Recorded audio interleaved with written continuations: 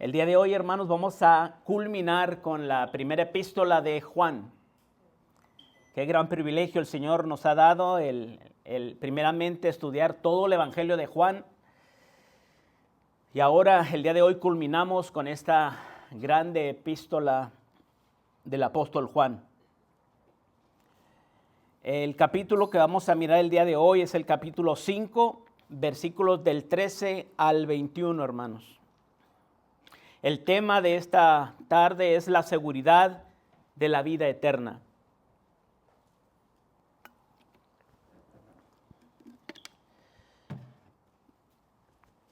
La mayoría de las personas saben que las cosas más importantes de la vida no son las cosas en sí mismas, sino las relaciones que tenemos y disfrutamos con nuestros seres queridos. Nuestras familias, nuestros hermanos en la fe, nuestros amigos, conocidos, compañeros. Dios ha puesto la necesidad y el deseo en el corazón de todos y cada uno de nosotros de formar parte de una comunidad donde podamos relacionarnos.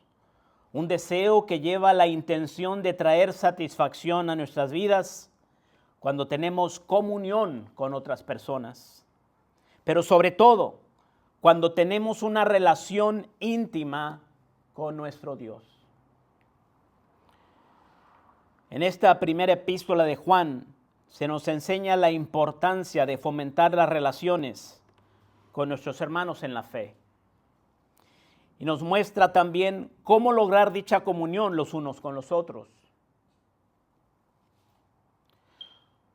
Dos de las razones por las cuales el apóstol Juan escribe esta epístola las encontramos en el primer capítulo de esta carta, en primera de Juan capítulo 1, versículos del 3 al 4. Y él empieza desde el primer versículo y dice lo que era desde el principio, lo que hemos oído, lo que hemos visto con nuestros ojos, lo que hemos contemplado y palparon nuestras manos tocante al verbo de vida, porque la vida fue manifestada y la hemos visto, y esto os anunciamos. Lo que hemos visto y oído, eso os anunciamos para que también vosotros tengáis comunión con nosotros, y nuestra comunión verdaderamente es con el Padre y con su Hijo Jesucristo. La comunión más importante en la vida de un hijo de Dios es la que goza con su Padre Celestial por medio de Jesús y de su Santo Espíritu. Esta comunión vertical con Dios facilita la comunión horizontal con la comunidad de creyentes. Todo esto con la intención de traer un verdadero contentamiento, un verdadero gozo en nuestras vidas, como lo dice Juan en el versículo 4 del primer capítulo de esta epístola. Dice, estas cosas os escribimos para que vuestro gozo sea cumplido. ¿De qué cosas estás hablando, Juan? ¿Cuáles son las cosas que escribiste? Bueno, lo que acaba de decir en el versículo 1, 2 y 3. Lo que era desde el principio, ¿verdad? Todo eso.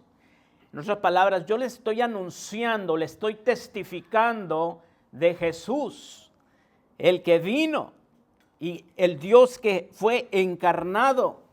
Nosotros lo oímos predicar, nosotros lo vimos de carne y hueso, nosotros contemplamos sus milagros, sus señales. Y esto es lo que les anunciamos. ¿Para qué? Pues para que puedan tener una relación con Dios. Porque la única forma que puede tener una relación con Dios un ser humano es por medio de su Hijo Jesucristo. ¿Pero para qué, Juan? Para que vuestro gozo sea cumplido. Las cosas más importantes en esta vida no son las cosas en sí, hermanos, sino las relaciones que tenemos primeramente con Dios y con nuestros semejantes, nuestros hermanos. Ahora, en el último sermón que fue predicado por nuestro hermano Alonso, él nos enseñó que Dios nos ha dado testimonio acerca de su Hijo por medio del Espíritu Santo, por el agua de su bautismo y por la sangre derramada en su crucifixión. Sabemos de antemano, por el Evangelio de Juan, capítulo 5, versículos del 30 al 47, el cual fue enseñado aquí. Me tocó predicar esos versículos, donde hablamos de los testigos de Jesucristo. Que la lista de los que dan testimonio de Cristo Jesús pudiera ser más numerosa. Pero en esta porción de la Biblia, en 1 de Juan capítulo 5, el apóstol alude a estos tres testigos: el Espíritu Santo, el agua y la sangre. Ahora, ¿cuál es el mensaje central de este testimonio de parte de Dios? ¿Cuál es el mensaje, Juan? Del Espíritu Santo, del agua, de la sangre, de los testigos que vimos en el capítulo 5. Las palabras de Dios, las escrituras, las señales. Juan el Bautista, mi Padre, dando testigo de mí. ¿Cuál es el testimonio? Dinos. Versículo 11. Y este es el testimonio de todo esto: que Dios nos ha dado vida eterna. Y esta vida eterna está en su Hijo. Por lo tanto, no dice por lo tanto, pero aquí se entiende. El que tiene al Hijo tiene la vida eterna. El que no tiene al Hijo de Dios no tiene la vida eterna. Este es el mensaje: que Dios ha venido al mundo y que nos ha dado vida eterna en su Hijo Jesús, el cual es la vida eterna. Podemos ver claramente que la intención de Dios Padre es dar vida eterna a sus hijos por medio de la comunión que tenemos con nuestro Señor. Todos los que tenemos al Hijo de Dios tenemos vida eterna, porque Jesús es el verdadero Dios y la vida eterna. 1 de Juan 5:20. La vida de Dios mismo ha venido a resucitarnos porque estábamos muertos en nuestros delitos y pecados. Pero esto no solamente quiere decir que Dios nos ha dado una inmensa cantidad de años de vida, sino que nos ha dado más bien una hermosa y bendita calidad de vida. La naturaleza de la vida que Dios nos ha regalado es la misma que Dios goza. La vida sin fin, santa, sin pecado, justa y recta, que Dios nos ha dado, pertenece y está en el Hijo de Dios, porque Él mismo es la vida eterna.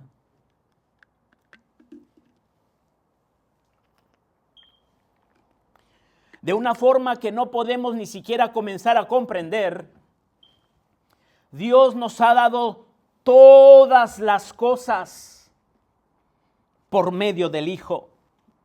Y ahora participamos, como si esto fuera poco, de la naturaleza divina. Obviamente, sin convertirnos en dioses. Ahora mismo no podemos vislumbrar lo asombroso de esta realidad, porque todavía esta gloria nuestra permanece velada por este cuerpo de muerte. Pero llegará el día cuando los hijos de luz brillarán tan fuertemente o quizás más que las mismas estrellas de los cielos. El apóstol Pablo nos habla de esta gloria de los hijos de Dios. En Romanos capítulo 8, versículos del 18 al 39, y leo desde la Nueva Traducción Viviente, hablando de la gloria futura que nos espera. Versículo 18. Sin embargo, lo que ahora sufrimos no es nada comparado con la gloria que Él nos revelará más adelante. Pues toda la creación espera con anhelo el día futuro en que Dios revelará quiénes somos verdaderamente, o quiénes son verdaderamente sus hijos. Versículo 21. La creación espera el día en que será liberada de la muerte y la descomposición y se unirá a la gloria de los hijos de Dios. Y los creyentes también deseamos con una esperanza ferviente que llegue el día en que Dios nos dé todos nuestros derechos como sus hijos adoptivos, incluyendo el nuevo cuerpo que nos prometió. Versículo 30. Después de haberlos elegido, dice Pablo, Dios los llamó para que se acercaran a Él. Y una vez que los llamó, los puso en la relación correcta con Él. Los puso en comunión con Él. Y luego de ponerlos en la relación correcta con Él, les dio su gloria. El apóstol Juan escribió su evangelio con un propósito en mente, ¿recuerda? El propósito del evangelio de Juan. Según lo explica Juan, era evangelístico. Juan deseaba que sus lectores, al vislumbrar, al contemplar la vida de nuestro Señor Jesucristo, sus señales, sus milagros, sus predicaciones, sus enseñanzas, sus autoproclamaciones de ser el gran yo soy del Antiguo Testamento, su pasión, su muerte, su resurrección, creyeran que Jesús es el Cristo, el Hijo de Dios, y para que creyendo tuvieran vida en su nombre. Esto lo encuentra en Juan capítulo 20, versículos del 30 al 31. Por otro lado, ahora, el apóstol Juan, en este último capítulo de su primera epístola, también nos dice el propósito por el cual escribió esta carta. Su evangelio lo escribió para que las personas que todavía no creían en Jesús pudieran creer y alcanzar la salvación. Por otro lado, su primera epístola, Juan, la escribió para que las personas que ya creían en Jesús pudieran experimentar la seguridad, la certeza y la garantía de su salvación en Cristo Jesús. Escuche el propósito de la primera epístola de Juan en el versículo 13 del capítulo 5. Juan dice: estas cosas os he escrito a vosotros que creéis en el nombre del Hijo de Dios. ¿Para qué, Juan? Para que sepáis que tenéis vida eterna y para que creáis en el nombre del Hijo de Dios. Al declarar el propósito de su epístola tan claramente, Juan desea no solo persuadirnos o convencernos de confiar en una débil o vaga esperanza de vida después de la muerte. Juan quiere que sepamos, que demos por hecho que tenemos vida eterna, para que podamos continuar creyendo en Cristo Jesús. La confianza que demuestra, que despliega Juan es impresionante. Él quiere que sepamos que tenemos vida eterna. Solo podemos saber esto si permanecemos en una comunión continua con Dios por medio de Cristo y su Santo Espíritu. No dependiendo ni confiando en nuestro propio desempeño para ganar o asegurar nuestra salvación. Si dependiera de mí, entonces cuando tenga un buen día, lleno de buenas obras y buen comportamiento, entonces pensaré erróneamente que soy digno de mi salvación. Pero cuando tenga un mal día por alguna falta o tropiezo en el camino, entonces tendré una frágil esperanza, una débil esperanza de mi salvación. Por otro lado, si la seguridad de mi salvación y vida eterna depende de lo que Jesús hizo por mí en la cruz, entonces no solo albergo la esperanza de alguna gloria futura, sino que puedo saberlo y estar seguro de ello.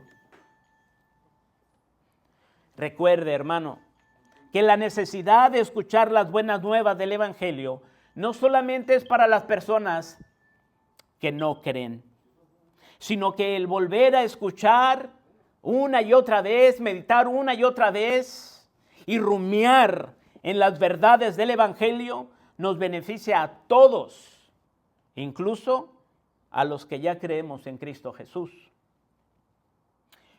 Como lo explica Pablo en Romanos 1:17, porque en el Evangelio la justicia de Dios se revela por fe, es decir, para creer y para vivir en fe. Porque en el Evangelio la justicia de Dios se revela por fe y para fe. Como está escrito, mas el justo, el que ya es salvo, el que ya ha resucitado de entre los muertos, por la fe vivirá. No solamente necesitamos fe para salvación, sino para que el justo, el que ya es salvo, siga viviendo y confiando en Cristo. Así que la fe es por el oír, y el oír por la palabra de Dios, como lo explicaba nuestro hermano. La habilidad para que tú puedas escuchar viene del poder de la palabra de Dios. Al oír las buenas nuevas del reino eterno, las verdades del evangelio eterno, Dios nos da fe, confianza, certeza, nos asegura, afirma e impulsa a continuar en el evangelio a medida que lo escuchamos y lo recibimos una y otra vez. Versículo 14. Y esta es la confianza que tenemos en Él, que si pedimos alguna cosa conforme a su voluntad, Él nos oye. En este versículo Juan nos habla de la confianza que ahora tenemos en Cristo Jesús por haber creído en Él. Juan traza una relación directa entre la confianza que tenemos en Él y nuestras peticiones. Si pedimos alguna cosa conforme a su voluntad, Él nos oye. Debemos tener la seguridad de que Él nos oye cuando pedimos algo conforme a su voluntad. Primero, Dios quiere que pidamos en oración. Mucha oración falla porque nunca pide nada.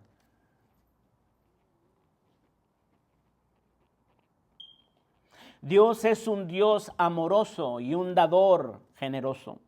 Quiere que le pidamos. Llamad y se os abrirá. ¿Verdad? Tocad, pedid.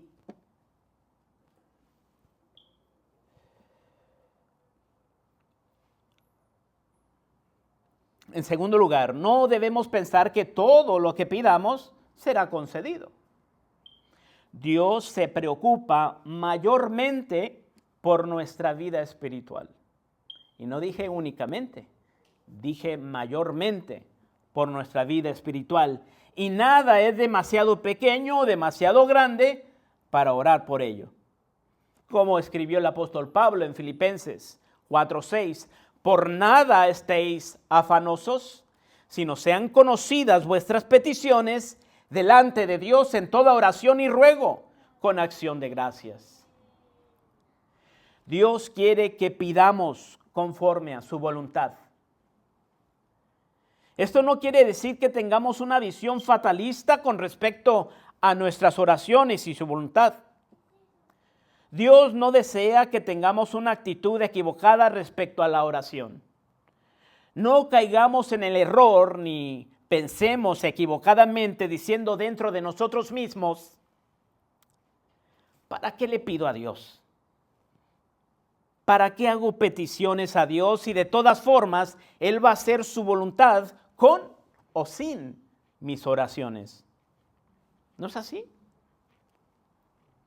Dios quiere que nos familiaricemos con la intención cariñosa de su voluntad que Él tiene para con nosotros, sus hijos, y que oremos confiadamente de acuerdo a esa perfecta y santa voluntad para la gloria de su nombre y el beneficio eterno de nosotros, los que hemos creído en el nombre de su amado Hijo. Cuando Juan escribió esto, es posible que haya tenido en mente las propias palabras de Jesús que registró en Juan 15:7.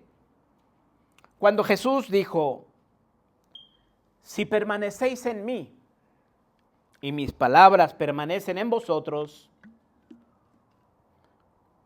pedid todo lo que queréis y os será hecho. ¿Qué pasa cuando un cristiano permanece en Cristo? Vive con Cristo, tiene comunión con Cristo, tiene un conocimiento relacional con Jesús. ¿Qué pasa con un cristiano cuando estudia, medita, predica, enseña, memoriza la palabra de Dios? Pues que va a saber la voluntad de Dios. Cuando nosotros sabemos la voluntad de Dios, qué es lo que a Él le gusta, qué es lo que Él quiere, podemos pedir conforme a su voluntad. Y dice la palabra de Dios, pedid todo lo que queréis y os será hecho. Cuando nuestras oraciones, nuestras peticiones, nuestros deseos se alinean a la voluntad perfecta, santa, buena, cariñosa de Dios, Jesús dice, pedid todo lo que queréis y os será hecho. Cuando permanecemos en comunión diaria con Jesús y su palabra, nos familiarizamos con su voluntad. Al habituarnos a sus propósitos eternos, nuestra voluntad se alinea cada vez más y más a su voluntad y podemos pedir conforme a esa voluntad. Cuando nuestros deseos y voluntad se alinean a sus deseos y voluntad, entonces veremos nuestras oraciones contestadas. Ahora, pudiera surgir la siguiente pregunta entre mis oyentes. Si algo es la voluntad de Dios, ¿por qué Dios simplemente no la hace, independientemente de nuestras oraciones? ¿Por qué esperaría para cumplir su voluntad hasta que oremos? La respuesta es la siguiente. Porque Dios nos ha dado el privilegio de trabajar con Él. Como dice Pablo en 2 Corintios 6:1. Así pues nosotros, como colaboradores suyos, Dios quiere que trabajemos con Él. Y eso significa alinear nuestra voluntad y agenda con la de Dios. Él quiere que nos interesemos por las cosas que a Él le importan. Y quiere que nos preocupemos por ellas lo suficiente como para orar apasionadamente por ellas, sabiendo y estando seguros, teniendo la certeza, la confianza, la seguridad de que su perfecta voluntad es lo mejor para nuestras vidas. versículo 15. Y si sabemos que Él nos oye en cualquiera cosa que pidamos, sabemos que tenemos las peticiones que le hayamos hecho. Cuando pedimos según las promesas que Dios nos ha dado en su palabra, sabemos que estamos orando según su voluntad. Cuando sabemos que estamos orando según su voluntad, esto nos da confianza y nos estimula a orar con una confianza real y definida. Cuando sabemos qué es lo que a Dios le gusta, qué es lo que a Dios le agrada, cuáles son los planes de Dios, oramos conforme a ese decreto, a esos planes, y eso nos brinda confianza porque sabemos que se va a cumplir. La oración de un hijo de Dios debería ser mucho más que lanzar deseos caprichosos o egoístas al cielo. La oración de un hijo de Dios tiene sus raíces en la palabra de Dios, la cual nos ayuda a comprender la voluntad y las promesas de Dios. Para cada solicitud de oración debemos preguntarnos mental y verbalmente, ¿qué posible razón tengo para pensar que Dios responderá a esta oración? Deberíamos poder responder esta pregunta desde su palabra. Las oraciones más poderosas de la Biblia son siempre oraciones que comprenden la voluntad de Dios y le piden que la cumpla. Vivo ejemplo, nuestro Señor Jesucristo. No se haga mi voluntad, sino la tuya. Puede que nos enojemos cuando uno de nuestros hijos dice, papá, acuérdate de que me lo prometiste. Ahora te pido que cumplas tu promesa.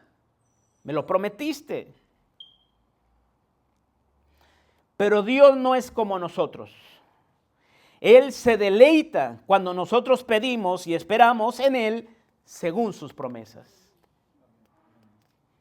Cuando oramos según sus promesas, damos evidencia de que nuestra voluntad está alineada con la suya. Demostramos que dependemos de Él y que tomamos su palabra en serio. No es incorrecto pedir algo que Dios no ha prometido, pero cuando nuestras peticiones se alinean con su voluntad revelada, nos trae confianza y sabemos que tenemos las peticiones que le hayamos hecho. Versículo 16. Y aquí es donde empieza lo difícil, ¿no?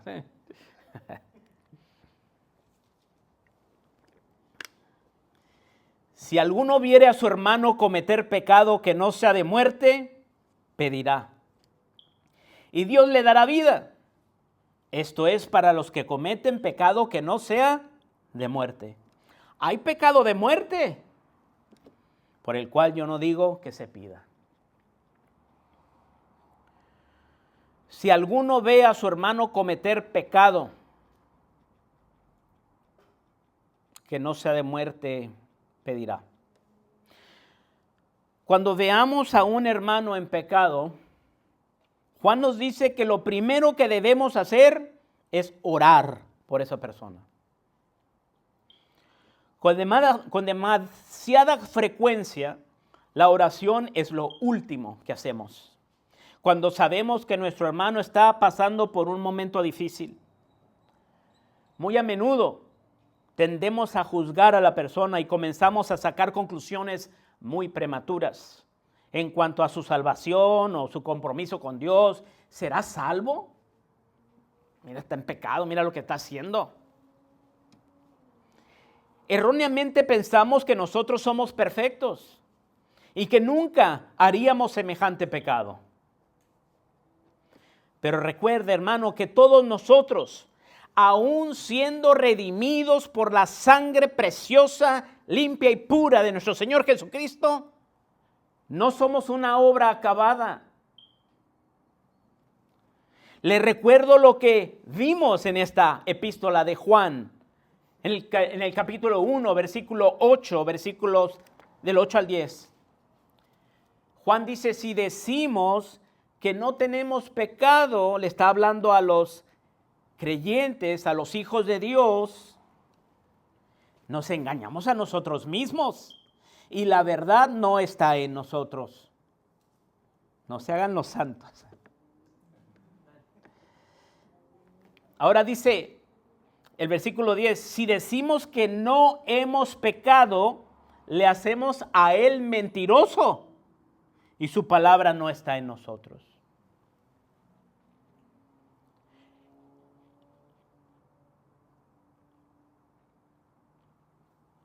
Regresemos entonces al versículo 16. Si alguno viere a su hermano cometer pecado que no sea de muerte, pedirá y Dios le dará vida. Dios prometió llevar a cabo la oración hecha a favor de un hermano en pecado. Quizás tales oraciones tengan un poder especial ante Dios porque son oraciones que cumplen con el mandamiento de amar a los hermanos. Sin lugar a dudas, nos amamos mejor cuando oramos el uno por el otro, sobrellevando así las cargas los unos de los otros, dando cumplimiento a la ley de Cristo, de amarnos los unos a los otros. Luego dice él, hay pecado de muerte. Dado que Juan escribió a personas que creían en el nombre del Hijo de Dios, versículo 13, es poco probable que se refiera a un pecado que conduzca a la muerte espiritual. Es más probable que Juan se esté refiriendo a un pecado que conduce a la muerte física del creyente. Este es un concepto difícil, pero tenemos algunos ejemplos de ello en las Escrituras. En 1 Corintios 11, 27 al 30 y en Hechos capítulo 5 versículos del 1 al 11. En la primera cita, en 1 Corintios 11, versículos del 27 al 30, Pablo escribe que entre los cristianos en Corinto, debido a su conducta vergonzosa en la cena del Señor, algunos habían muerto. En 1 Corintios 11:30 dice, por lo cual hay muchos enfermos y debilitados entre vosotros, y muchos duermen, refiriéndose a la muerte. Esta muerte no vino como un juicio de condenación de parte de Dios. No es como que si los mandó al infierno, pero sí les quitó la vida. Dios es el que da la vida y Dios es el que quita la vida. Entonces, es un juicio no de condenación, pero sí es un juicio correctivo. En 1 Corintios 11:32 dice, mas siendo juzgados, somos castigados, no condenados, pero sí castigados por el Señor, para que no seamos condenados con el mundo. ¿Se da cuenta la diferencia? Que Dios nos castiga para que no seamos condenados. ¿Mande? Nos evita pecar, ¿no? Así es. Es misericordioso Dios. El otro ejemplo que pudiéramos ver es el juicio contra Ananías y Zafira, que por haber mentido a Dios, el Espíritu Santo, cayeron muertos y fueron sepultados por los jóvenes de la iglesia primitiva en Jerusalén. Hechos capítulo 5, versículos del 1 al 11. La historia de Ananías y Zafira es un recordatorio para nosotros hoy en día de que Dios ve el corazón, que odia el pecado y que se preocupa por la pureza de su iglesia.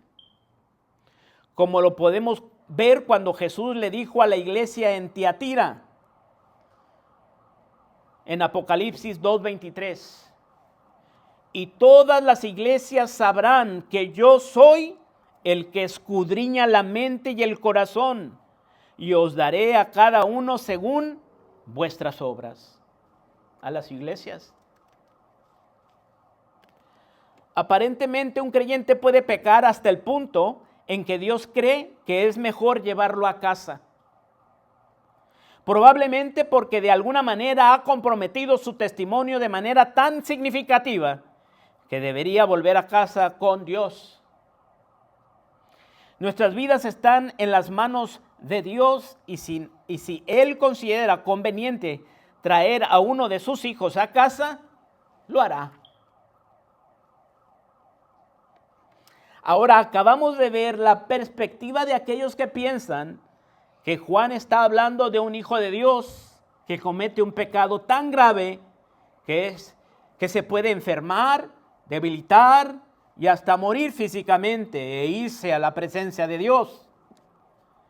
Pero existe otra perspectiva en cuanto a este mismo pasaje que acabamos de leer. Volvamos a escuchar este versículo. Primera de Juan 5:16 dice, si alguno viere a su hermano, yo le puse las comillas, no tiene comillas, pero ahorita les voy a explicar. Si alguno viere a su hermano cometer pecado que no sea de muerte, pedirá y Dios le dará vida. Esto es para los que cometen pecado que no sea de muerte. Hay pecado de muerte por el cual yo no digo que se pida. ¿De dónde saca esto Juan?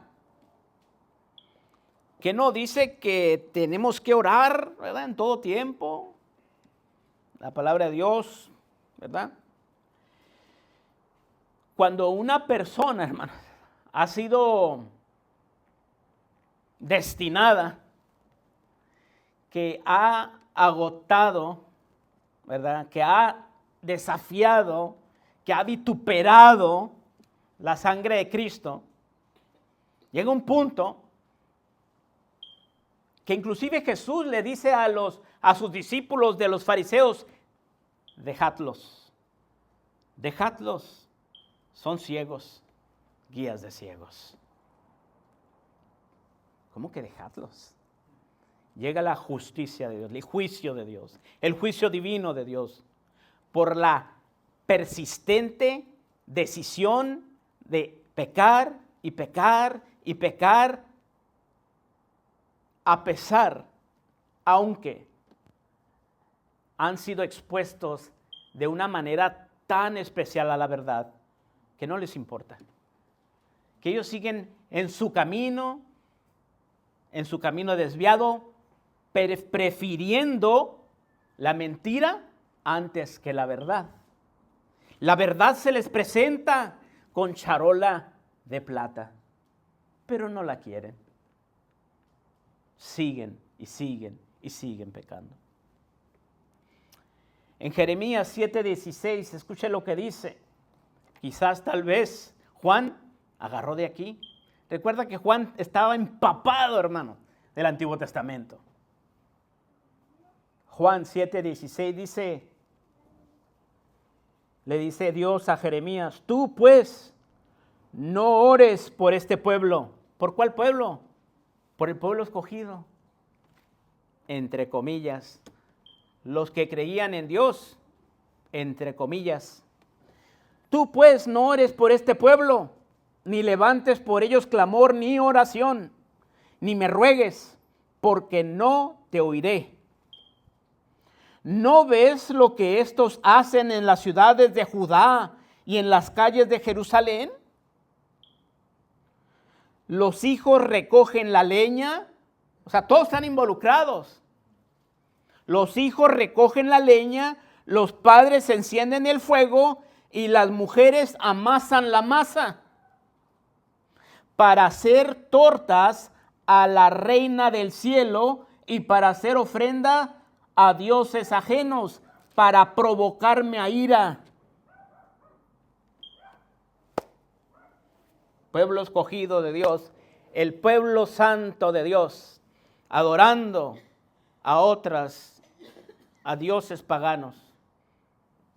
adulterando, prostituyéndose, espiritualmente hablando, ¿verdad? Dejando a su esposo, yéndose con otros ídolos.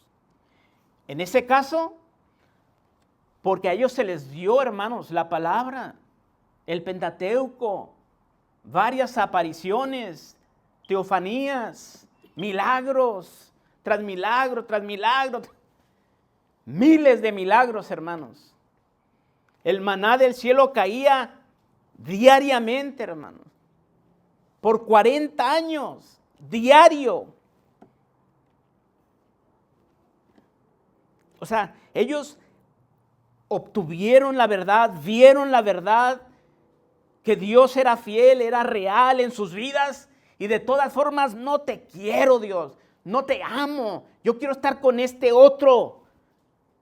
Yo quiero estar con este otro Dios, a ti no te amo, en tu cara. ¿Se da cuenta, hermano? Dios dice, no ores por ellos porque no te voy a escuchar.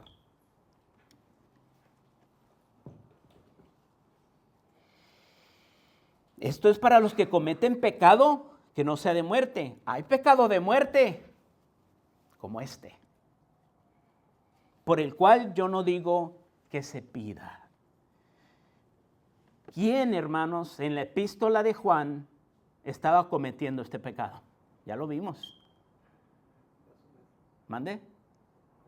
Los falsos maestros, los falsos cristos, los anticristos. ¿De dónde salieron? De nosotros. Salieron de nosotros, pero no eran de nosotros. Hermanos, entre comillas.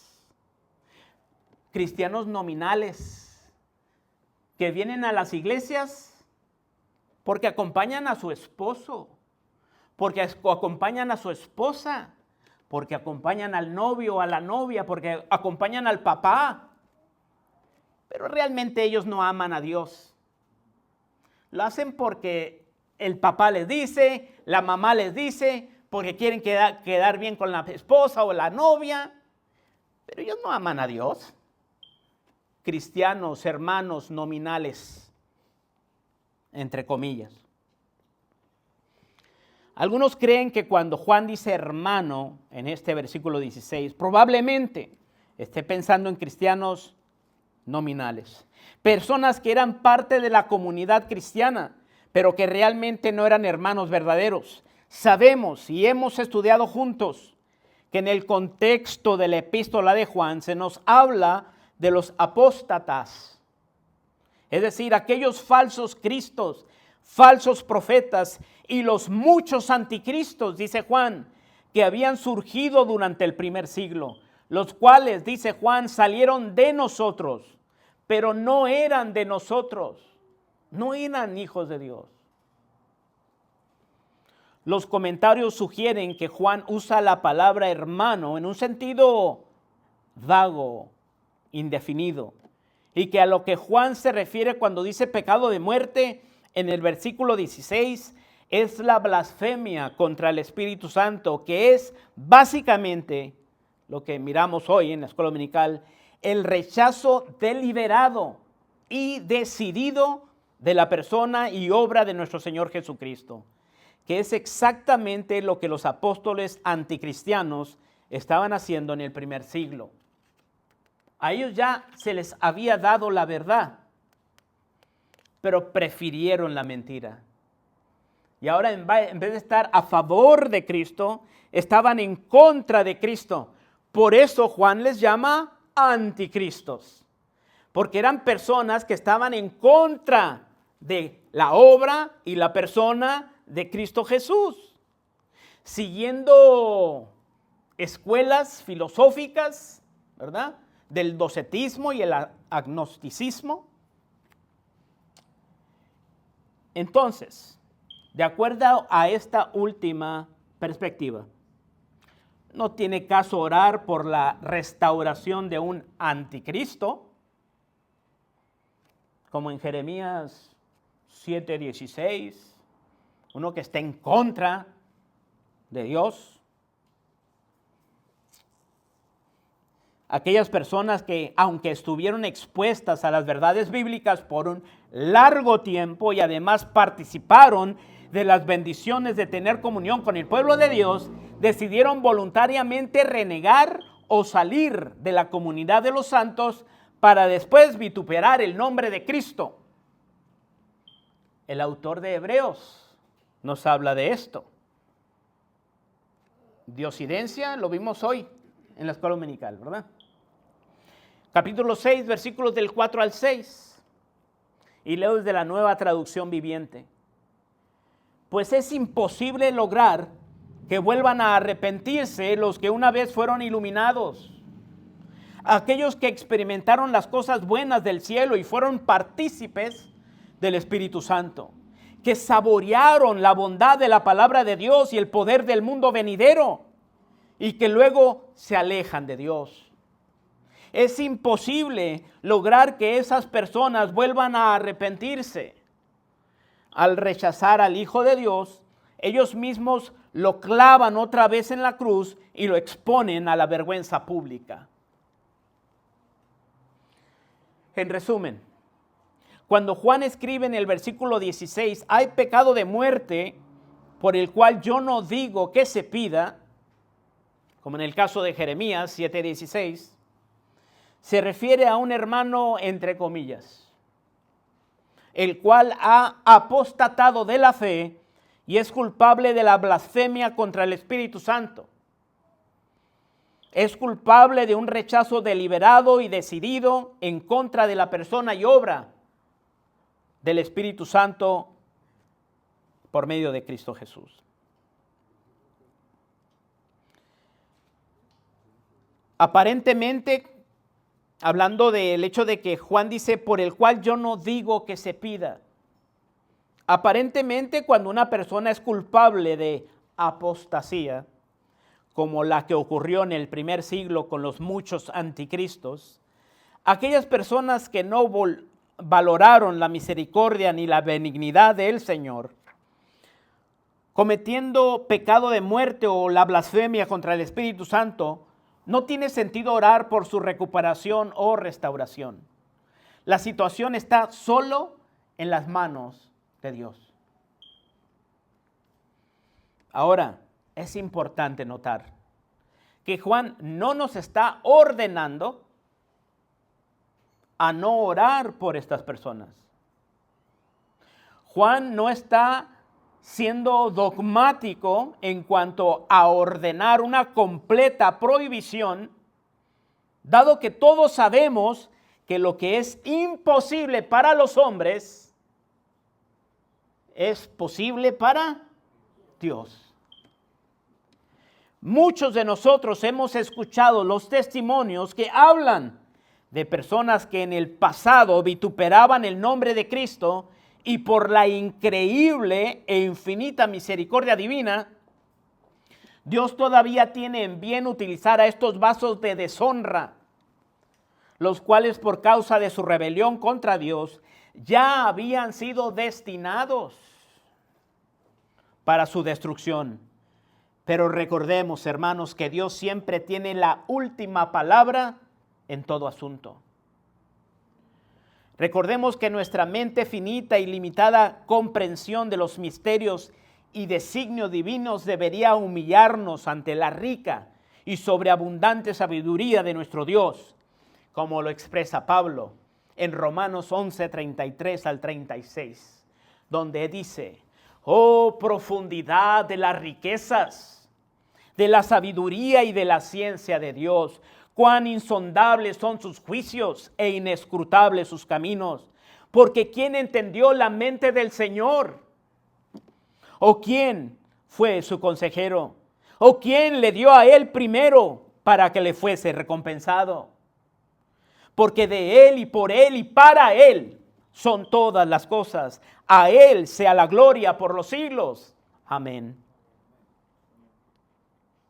Primera de Juan 5:17 dice, toda injusticia es pecado, pero hay pecado no de muerte. Juan se ha esforzado para hacernos notar que existe una diferencia entre el pecado de muerte y todos los demás pecados. Pero esto no quiere decir que hay pecados buenos y otros malos. Juan no permite que lleguemos a conclusiones antibíblicas y nos dice, toda injusticia es pecado. Esto quiere decir que cualquier acto de desobediencia, esto es lo que es injusticia, todo acto de desobediencia de la ley de Dios, por más pequeño que éste sea, tiene como resultado la muerte eterna. Recordemos que Pablo dijo en Romanos 6:23, porque la paga del pecado es muerte. Santiago capítulo 2, versículos del 10 al 11 dice, porque cualquiera que guardare toda la ley, pero ofendiere en un punto, se hace culpable de todos los otros mandamientos. Porque el que dijo, no cometerás adulterio, también ha dicho, no matarás. Ahora bien, si no cometes adulterio, pero matas, ya te has hecho transgresor de la ley, de toda la ley. Versículo 18. Sabemos que todo aquel que ha nacido de Dios no practica el pecado. Pues aquel que fue engendrado por Dios le guarda y el maligno no le toca.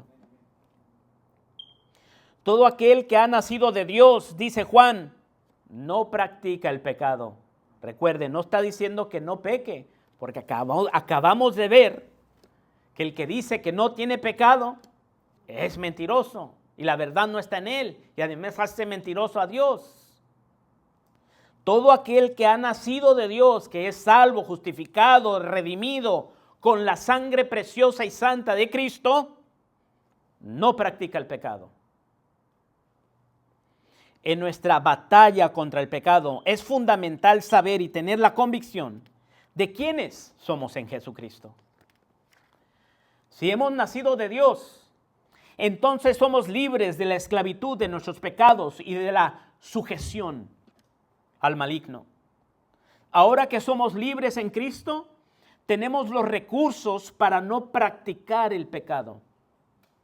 En Cristo tenemos la armadura de Dios y la habilidad de resistir al diablo y al pecado habitual.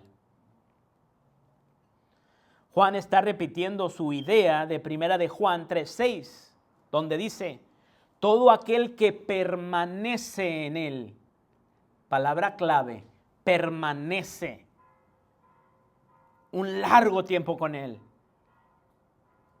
que invierte tiempo con Cristo Jesús, que permanece en él, porque le ama a él y quiere y desea agradarle a él, no peca. ¿Por qué harías algo en contra de aquel que amas tanto? Que inviertes tanto tiempo con él, en su palabra, si realmente le amas. ¿Por qué le haría un mal a mi esposa que tanto amo? Si realmente la amo, ¿verdad? Igual con Dios. ¿Por qué haríamos un pecado grotesco contra Dios, continuo? Entonces no le amamos. Pero si le amas, el que le ama, dice Juan, no peca, no practica el pecado. Sabemos que Juan no está diciendo que un hijo de Dios se convierte en un ser perfecto, que no peca por el resto de sus vidas. Por lo que ya dijimos, ¿no? en el primer capítulo. Lo que Juan está comunicando cuando dice todo aquel que ha nacido de Dios no practica el pecado, es que un hijo de Dios no tiene un estilo de vida de pecado constante y continuo sin arrepentimiento. Vuelvo y repito, Juan no está enseñando aquí la posibilidad de una perfección sin pecado. Juan dice en este mismo versículo 18, aquel que fue engendrado por Dios le guarda y el maligno no le toca. Si hemos nacido de Dios, entonces tenemos la protección del unigénito Hijo de Dios que nos guarda contra el maligno. Una protección única que no pertenece al que no ha nacido de Dios. Por eso Juan dice, si hemos nacido de Dios, porque este grande privilegio lo tienen los hijos de Dios. Saber esto nos debe brindar una confianza sobrenatural en esta guerra espiritual en la cual todo hijo de Dios se encuentra. ¿Qué quiere decir Juan cuando dice el maligno no le toca? La palabra usada por Juan en el griego es haptomai. Y esta palabra ya la vimos en el Evangelio de Juan. Ahorita se van a recordar. Cuyo significado en español va más allá de un simple toque superficial, sino que conlleva la idea de agarrarse, aferrarse o asirse a algo o a alguien. En este versículo Juan está diciendo claramente que el maligno, es decir, Satanás, y mucho menos uno de sus demonios, pueden engancharse, adherirse o colgarse a los que han nacido de Dios. ¿Por qué? Porque Jesús, el unigénito del Padre, los protege. El único otro lugar que Juan usa este verbo haptomai es en Juan capítulo 20, versículo 17, en el día de su resurrección, donde literalmente Jesús, después de haber resucitado, le dice a María Magdalena, no me toques. Y explicamos en aquella ocasión, Jesús no está diciendo no me toques porque me vas a contaminar. Jesús no puede ser contaminado por nadie, hermano, ni por nada. Eso lo comprobó numerosas de veces cuando cenaba con los publicanos, con las prostitutas, cuando tocaba a los leprosos, a los muertos. No tiene razón de ser el hecho de que las personas digan, no, es que no me toques porque no he subido a la presencia de mi Padre y pues me vas a manchar. No, hermano. La palabra en griego es la misma. No me toques, es decir, no te aferres a mí, María. No te aferres a mí, porque aún no he subido a mi Padre. Mas ve a mis hermanos y dile, subo a mi Padre y vuestro Padre, a mi Dios y a vuestro Dios. En aquella ocasión explicamos que no había necesidad de que María Magdalena se aferrara al cuerpo de Cristo. Como diciendo, María, ya te perdí una vez, no te quiero perder otra vez. Por eso yo me aferro a ti. No, María, es necesario que yo ascienda a mi Padre. No te preocupes, yo estaré contigo en donde quiera que vayas. Estaré contigo todos los días hasta el fin del mundo. Es más, ve y dile a mis hermanos que los voy a ver allá en Galilea. Debido a que hemos nacido de Dios y el Espíritu Santo habita en nosotros, Satanás ni los demonios pueden aferrarse a nosotros y mucho menos habitar en nosotros. Mucha gente se pregunta, ¿puede un cristiano, puede una persona que es hijo de Dios, puede ser habitado o poseído por el demonio? No, hermano. Porque el unigénito de Dios le cuida, le protege. El diablo no puede tocarlo. No puede aferrarse a él, no puede habitar en él. Porque ¿quién es el que habita en uno? El Espíritu Santo de Dios. En contraste a esto, por el otro lado, los espíritus malignos sí pueden hacerlo en la vida de alguien que no ha nacido de Dios. ¿Verdad? Como en el caso de Judas. Versículo 19. Sabemos que somos de Dios y el mundo entero está bajo el maligno. Si hemos nacido de Dios, Cristo nos ha sacado de la corriente de este mundo y nos ha liberado de la sujeción a la voluntad del príncipe de la potestad del aire. Ya no estamos bajo el maligno, aunque el mundo entero sí lo está. Saber esto significa que podemos ser libres para vivir y expresar lo que somos en Cristo Jesús y separarnos del sistema mundial que está en rebelión contra Él. Debemos saber quiénes somos, hermanos. ¿Cuál es nuestra identidad en Cristo Jesús? Nosotros somos más que victoriosos por aquel que venció en la cruz. Somos más que vencedores. Versículo 20. Pero sabemos que el Hijo de Dios ha venido. No dice yo creo, a mí me dijeron, a mí me contaron, había una vez. Sabemos, dice Juan. ¿Por qué sabes, Juan? Por el versículo 1 del capítulo 1.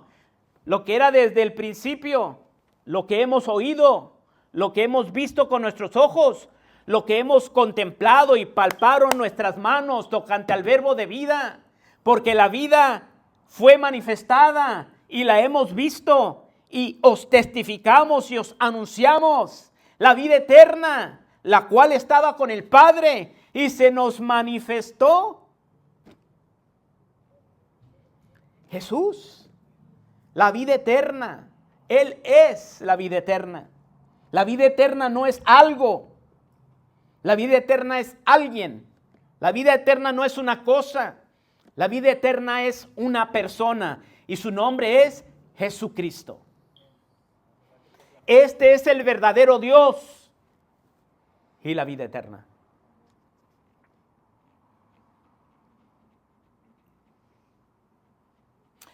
Pero sabemos que el Hijo de Dios ha venido y nos ha dado entendimiento. Nos ha dado entendimiento. Nos ha dado entendimiento para conocer al que es verdadero. Y estamos en el verdadero, en su Hijo Jesucristo. Este es el verdadero Dios y la vida eterna. Porque hay gente que dice que la Biblia nunca dice que Jesús es el Hijo de Dios, que es Dios mismo. Pues aquí dice, este es el verdadero Dios y la vida eterna.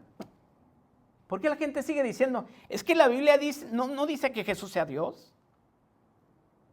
O incluso dicen, es que Jesús nunca dijo que Él era Dios. Hermanos, en el contexto del primer siglo, cuando Jesús dijo, yo soy antes que Abraham fuese, yo soy. Todos sabían que estaba proclamándose a ser Dios. Por eso querían apedrearlo, hermano. Por eso querían matarlo. Por eso lo acusaron de blasfemia, porque se estaba proclamando ser Dios. El mismo Dios que se le presentó a Moisés en la zarza ardiendo que no se consumía, aquel Dios que tenía aceidad, vida de sí mismo, estaba entre ellos. Emmanuel, Dios con nosotros, aquel que tiene vida de en sí mismo.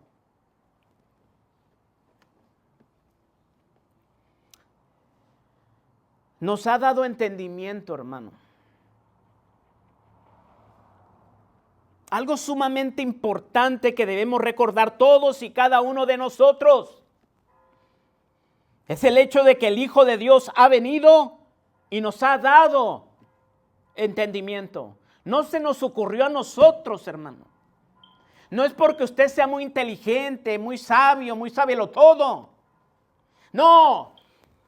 El entendimiento se te fue dado, hermano.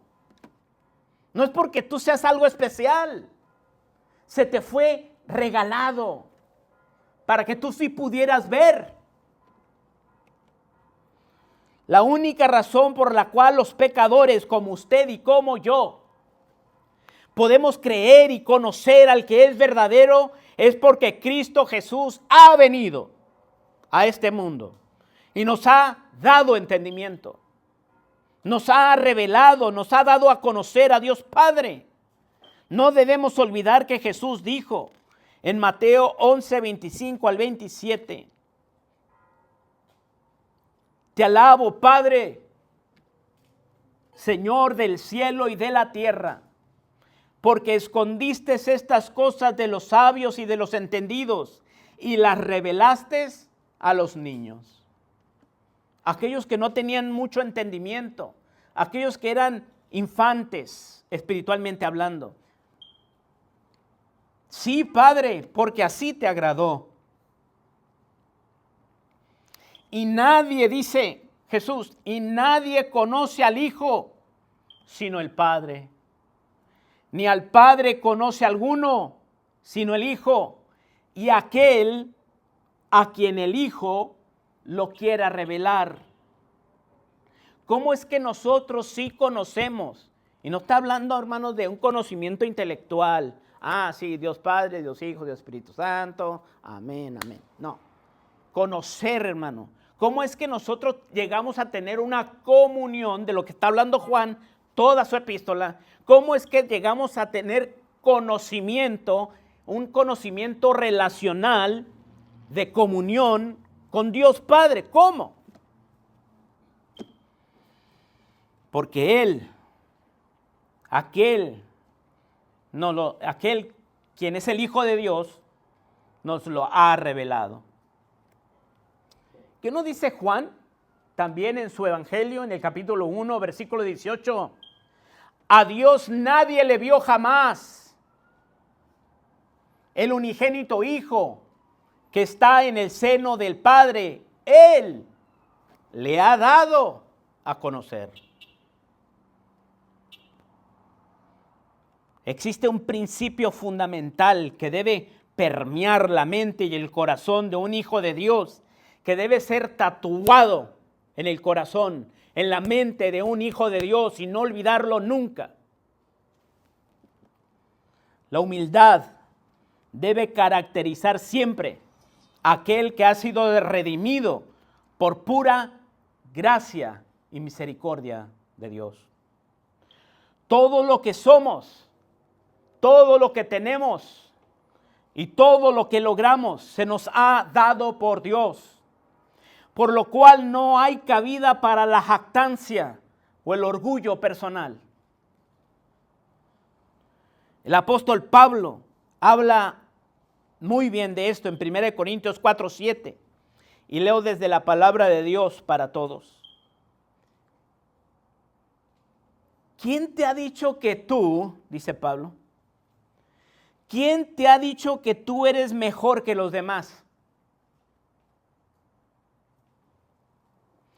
Todo lo que tienes, Dios te lo ha dado. Entonces, ¿por qué presumes como si lo hubieras conseguido tú mismo o por tus propias fuerzas? Todo lo que tenemos, todo lo que somos, todo lo que logramos, se nos ha dado, hermano. Uno pudiera pensar, no, es que yo me esforcé, es que yo fui a la escuela, es que yo esto, es que yo lo otro. Hermano, todo lo que tienes se te fue dado por Dios. Te recuerdo que hay muchas personas que son más inteligentes que tú, más sabias que tú, más listas que tú, más trabajadoras que tú, que no tienen lo que tú tienes. Es por gracia.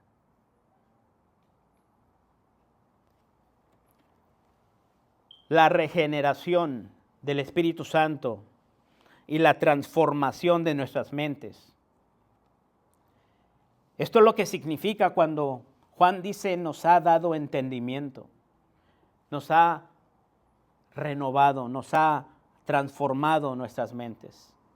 Nos ha dado entendimiento y la habilidad de conocerlo y de permanecer en comunión con Él, en Él. No solamente con Él, sino en Él. La vida permanente de comunión a la que Juan nos invitó en 1 de Juan 1:3, ¿recuerda? Lo que hemos visto y oído, esto os anunciamos, para que también ustedes tengáis comunión con nosotros, y nuestra comunión verdaderamente es con el Padre y con su Hijo Jesucristo. Significativamente, este entendimiento debe ser dado. No podemos lograrlo por nuestra cuenta. Si Dios no se mostrara a nosotros, nunca lo encontraríamos. Lo conocemos porque Él se ha revelado a nosotros. Más que de cualquier otra manera, Dios se ha revelado a nosotros por el que es verdadero, en su Hijo Jesucristo. Jesús es la clave y el centro de todo. Vemos la personalidad y el carácter, la esencia, la santidad de Dios al mirar a Jesús. En su conclusión, Juan regresa al propósito y tema principal de esta epístola, que vimos en 1 de Juan, capítulo 1, versículos del 1 al 4. Esto es, a la comunión con Dios Padre y nuestro Señor Jesucristo. Juan nos vuelve a decir que debemos conocer al que es verdadero. Y la palabra que Juan usa para conocer es ginosko, la cual habla de conocimiento por experiencia al relacionarnos con Dios. Así es como Jesús quiere que lo conozcamos, no solo por medio de la acumulación intelectual de información, datos históricos, filosóficos o teológicos, sino más bien por medio de la comunión del diario vivir con Él. Al que es verdadero también nos recuerda un tema que Juan ha tratado a lo largo de la carta: la importancia de la verdadera fe, de confiar en el verdadero Jesús, no en un Jesús inventado, fabricado, una caricatura de Jesús. El Jesús de la Biblia es el que es verdadero, es su Hijo Jesucristo. Este es el verdadero Dios y la vida eterna, no el que estaban predicando y enseñando los falsos cristos, falsos maestros, falsos profetas, los anticristos del primer siglo, aquellos que decían que Jesús no había venido en carne. Una caricatura, una mentira, verdades a medias de la persona y obra de Cristo. El Jesús bíblico, es el verdadero Dios y la vida eterna.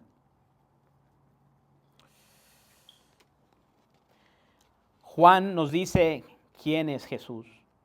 Era un hombre, como lo declaró en numerosas veces, que lo pudieron oír, lo pudieron ver, lo pudieron contemplar, lo pudieron tocar al verbo de vida. Pero no solo era un hombre, Él era totalmente hombre y el verdadero Dios y la vida eterna. Juan no promueve, y nosotros tampoco podemos promover, la humanidad de Jesús sobre su deidad, o su deidad sobre su humanidad. Jesús es una persona, ¿recuerda? Jesús es una persona con dos naturalezas. Una naturaleza 100% humana y una naturaleza 100% divina. Jesús es completamente Dios y completamente hombre. El teólogo John Stott dice de la declaración: este es el verdadero Dios y la vida eterna. Esta sería la declaración más inequívoca de la deidad de Jesucristo en el Nuevo Testamento, que los campeones de la ortodoxia se apresuraron a explotar contra la herejía de Arrio. Guardaos de los ídolos, el último versículo. Hijitos, guardaos de los ídolos. Amén. Esta puede parecer una forma extraña de terminar la carta de Juan, pero encaja con el tema de una relación real y viva con Dios. El enemigo número uno en contra de tener comunión con Dios es la idolatría. Abrazar a un Dios falso, a un Cristo falso, una idea falsa del Dios verdadero. Juan termina correctamente con esta advertencia, después de haber pasado gran parte del libro advirtiéndonos contra los peligros del falso Jesús que muchos estaban enseñando en el primer siglo. Solo podemos tener una relación real con el Dios que realmente está allí. La idolatría, ya sea obvia, rezar a una estatua, o sutil, vivir para tu carrera o para alguien que no sea Dios, siempre ahogará a una relación real con Dios y dañará nuestras relaciones con nuestros hermanos en Jesús. No es de extrañar que Juan termine con guardaos de los ídolos. Así es como protegemos nuestra relación con Dios. En un gran sermón sobre este último versículo de la carta de Juan, Charles Spurgeon primero señaló que Juan se dirigió a los hijitos. Este es un título, dijo él, de profundo cariño de parte de Juan. Este es un título que indica regeneración y relación familiar. Este es un título que indica humildad. Este es un título que indica facilidad para aprender. Este es un título que implica fe.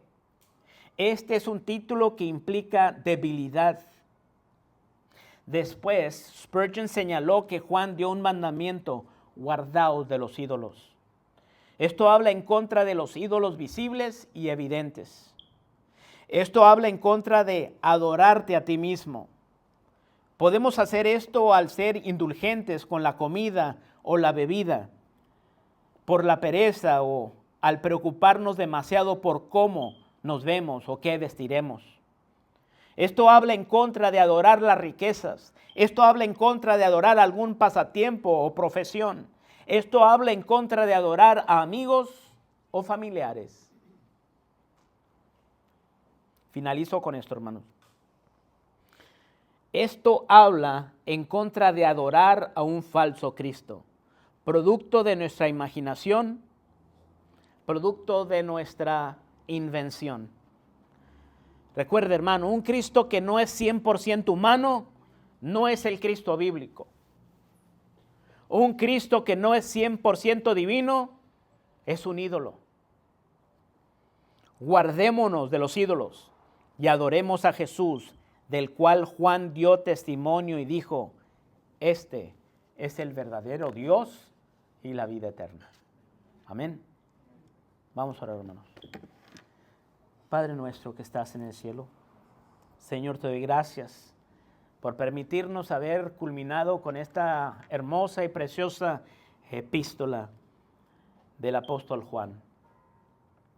¿Cómo hemos podido ver el carácter, la humildad, el amor sobre todo que Juan tenía por nuestro Señor Jesucristo? Juan estaba enamorado completamente de nuestro Señor Jesús y él quería comunicar este amor que él había oído, había visto, había contemplado, había tocado, la vida eterna, este amor tan maravilloso. A Emmanuel, Dios con nosotros, el verdadero Dios y la vida eterna. No había duda en Juan de quién hablaba. No había ni siquiera una minúscula de duda en él. Él no dice: yo pienso, yo creo, yo opino, a mí me dijeron, a mí se me dijo, yo recibí esto de alguien más. Yo lo oí, yo lo vi, yo lo contemplé, yo lo toqué al Hijo de Dios. Yo toqué la vida eterna.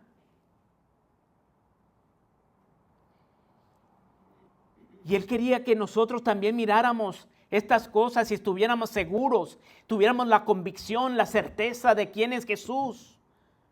Para no solamente tener vida eterna, sino tener una comunión, una coinonía, una relación continua contigo, Señor.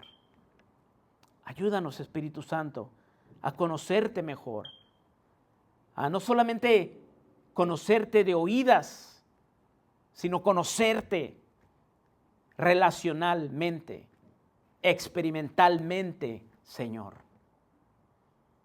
Guía a tu pueblo, Espíritu Santo, a toda verdad. Tu palabra es verdad. Gracias, Jesús. Amén.